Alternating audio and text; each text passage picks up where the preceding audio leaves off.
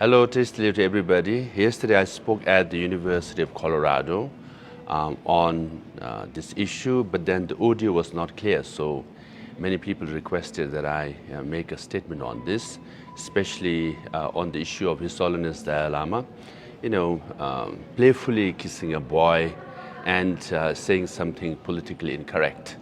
Those who know His Holiness the Dalai Lama, like Tibetans and Buddhists and people who have visited him and met him, will not see any story whatsoever in the story which is being shared and reported by major news media around the world. Number one, the incident happened in February 28. Why the news is going viral now after 5 weeks, that itself is a question. Number two, if you have met His Holiness Dalai Lama, having worked with him for 10 years, I've been with him in many public events. He is one playful person. For example, if there is an Indian security person with a beard, he will pull his beard. If you have a mustache, he will play with your mustache. Sometimes, he will pull his mustache down, I'm sure that person has spent many minutes, keeping it up. He pulls it down. And if you have a big head, he'll point your head and say, big head, So if you have a big nose, he will say, big nose, and he goes close and gives the New Zealand Maori greeting, of touching each other's nose. So he's like that all the time playing. And if you are bald, that's it. He'll rub your head and give you one spank. Sometimes quite hard. My security Kalayan used to get quite a few spank on his head because he was bald. Now, imagine His Holiness Dalai Lama going to the White House, meeting the President of America. This can't be, as serious and formal meeting as possible. He meets President Barack Obama. What does he do? His Holiness says to Obama, oh, you have big ear. And he starts playing with his ear. And what does Obama say? Oh, you notice, So in that very serious, highest level of meeting, His Holiness plays with people. Another story. His Holiness was giving a lecture at Harvard University, Sanders Theater, and he had to go through this basement tunnel, and where there was also an office. So we had cleared the tunnel. So as His Holiness was coming out, one lady from the office came out with the files, and she was busy moving forward. His Holiness ran and gave one slap, from the back to the lady. She turned around and looking, thinking, who the hell hit me, And His Holiness looked at her, smiled, and she also smiled. They both laughed and they hugged. They started walking. What did His Holiness tell this lady? He said, fat. Because this lady was, on, heavier side.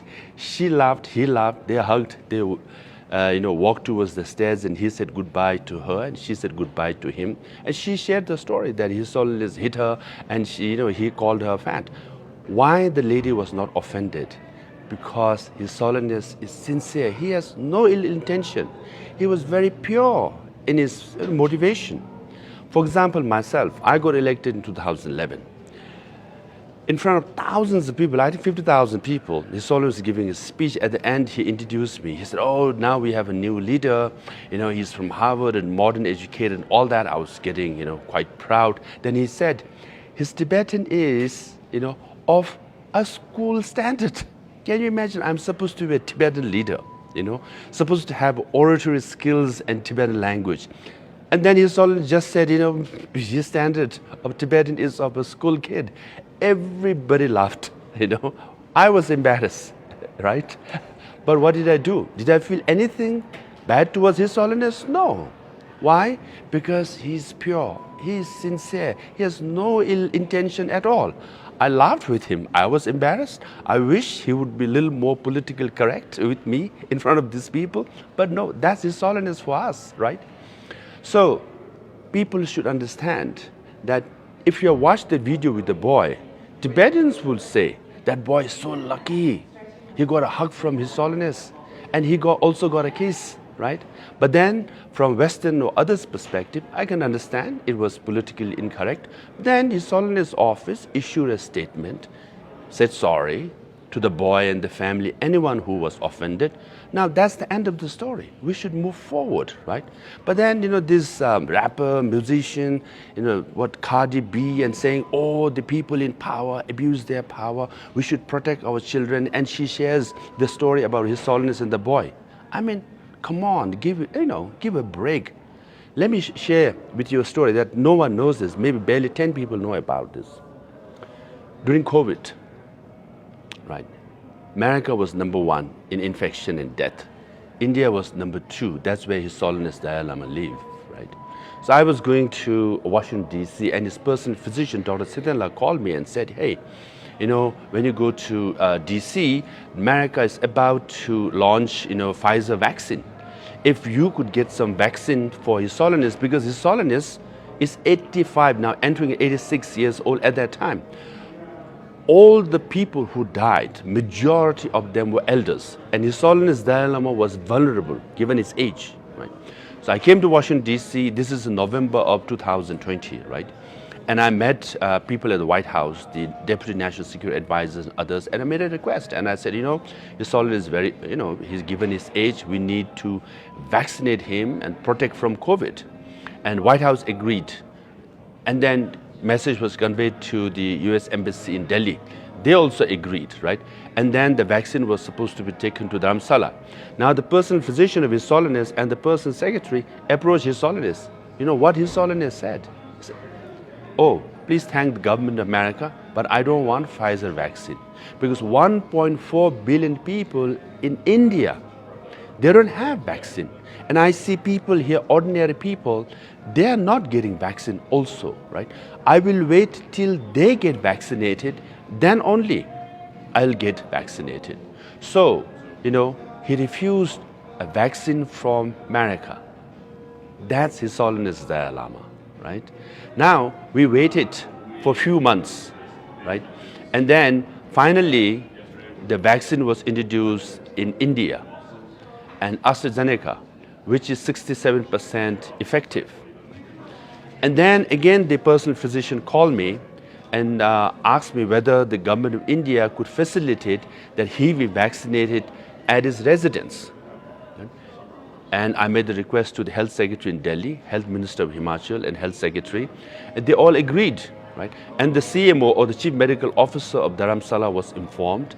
And then, next day, the personal physician went to His Holiness and said, Your Holiness, the COVID vaccine will be given to you at your residence, right? What did His Holiness say? His Holiness said, why should I get a special treatment?